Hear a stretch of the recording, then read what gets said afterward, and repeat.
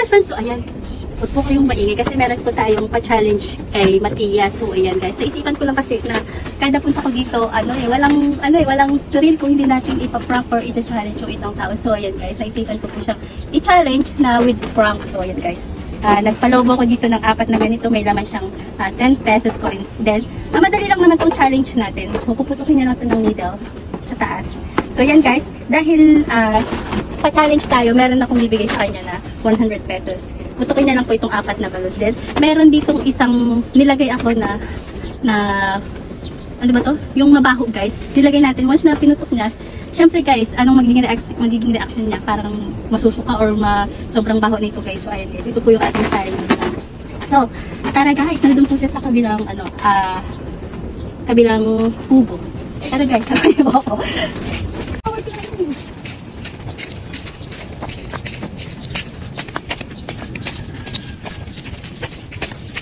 First time po natin gagawin sa challenge.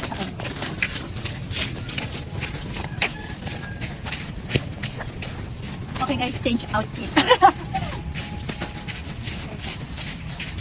Ito sa kabila ng kubo, masasagdan si Kai.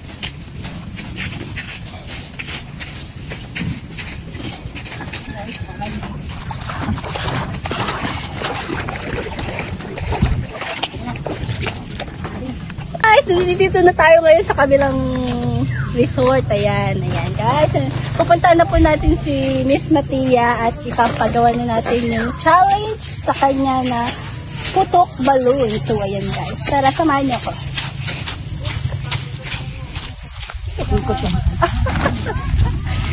Yan! Nandito na po si Miss Matia! Hello!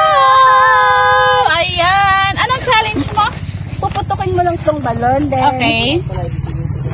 May ano tayo, pag naputok mo itong 4 na balon, may isang daan ka. Okay. Then may laman itong mga coins. Sa'yo na rin ito pag naputok mo lahat. Okay.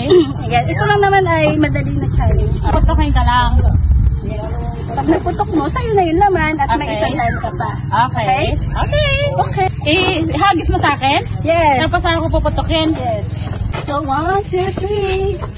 Pagkahagis ka putok? Oo, huwag mawakan.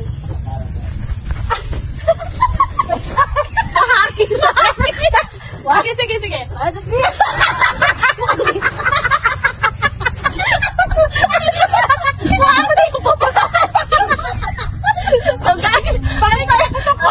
Yes, pagpalit lang po kami kasi magaling ang hangin. Sige. So, 1, 2, 3. Oh, ayun ang ayun. Ayan, nakakaipon po siya na 10 pesos!